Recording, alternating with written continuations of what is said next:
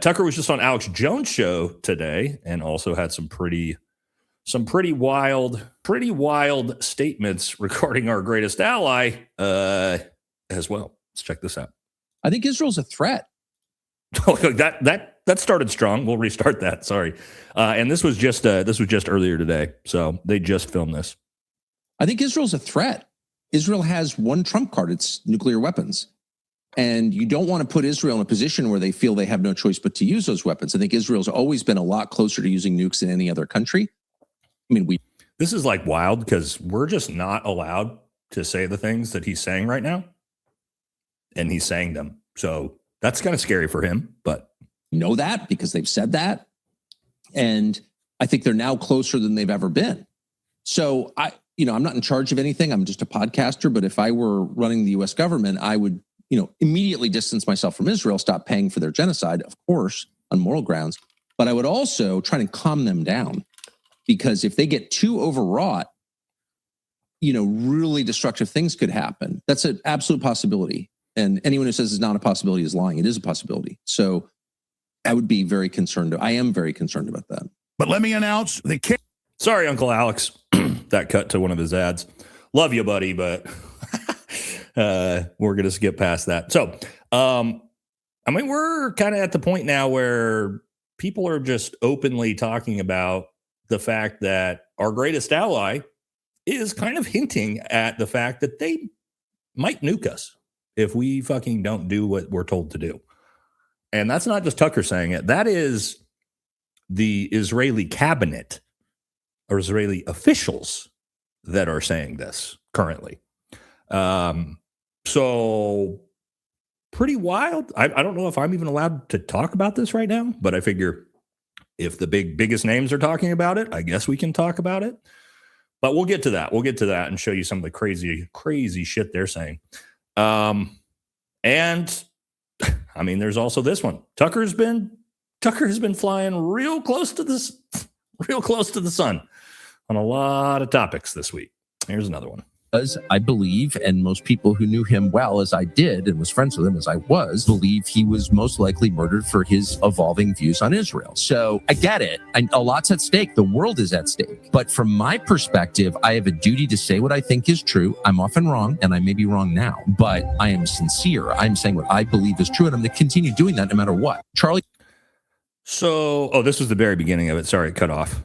I cut the beginning of it off just so you guys can hear what he was saying beforehand. Kirk was murdered. He was not murdered for his opinions on transgenderism, obviously. He was, I believe, and most people who knew him well as I did and was friends with him as I was, believe he was most likely murdered for his evolving views on Israel.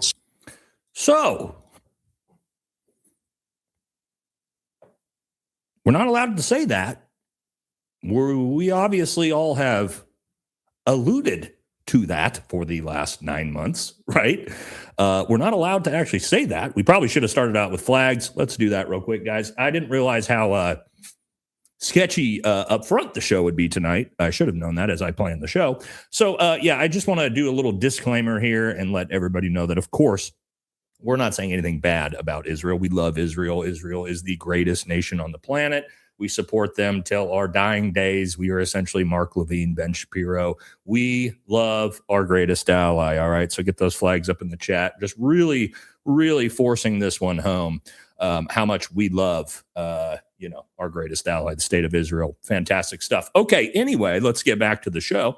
Because again, I didn't realize how crazy this one was up front. But yes, that's the reality. Is Tucker is saying all the things that we all want to say, but we don't have platforms big enough to say without getting nuked from orbit, which is important, regardless of what you feel about Tucker. I know a lot of people don't like Tucker. A lot of people think Tucker is a grifter. You're free to believe that. I don't tell anybody what to think about anybody else, right? You guys are free to make your own decisions and opinions on people, but the things you're saying are important. They're important, and people like Tucker Carlson, Candace Owens, specifically, really those two, talking about these things are incredibly important because it pushes the Overton window wide open for the rest of us to be able to actually talk about this. without just getting immediately banned. Right. So that's again, you can, if you want to think that they're, I don't know, part of the plan or whatever, sure, that's fine. But at least we do have some of the really big channels that are out there allowing all of us to talk about some of this stuff, right? So that's pretty important. Now, this is Marjorie Taylor Greene weighing in on this, and I think she's right here. She says, Tucker is not the only person who is done supporting the Republican Party. There are a lot of us that are absolutely fed up and will not support a party that betrays its voters and country, aka the Thomas Massie election.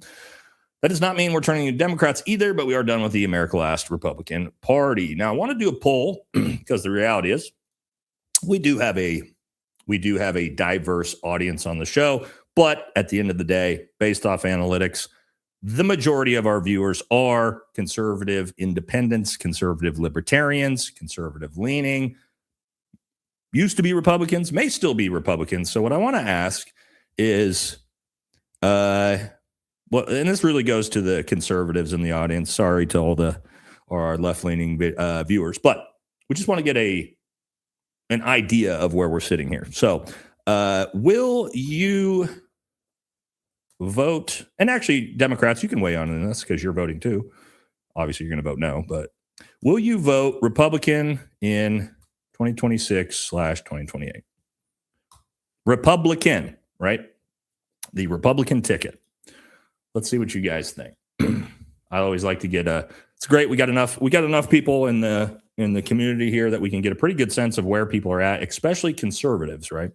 Because again, then the end of the day, our audience is about 60 to 70% conservatives or conservative leaning. So it'll be interesting to see what you guys think about that. You guys know my opinion.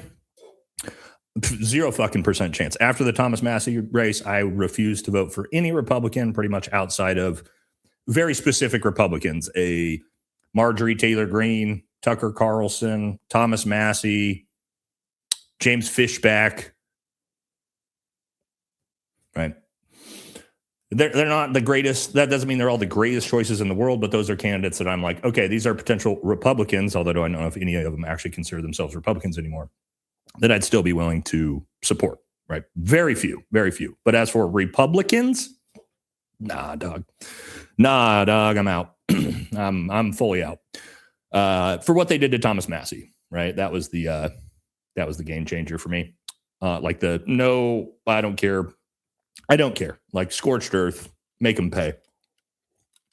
If you think you can just come in and just buy elections, a foreign government can just come in and buy Republican elections, and we're supposed to just support the Republican Party after that, pound sand, dude.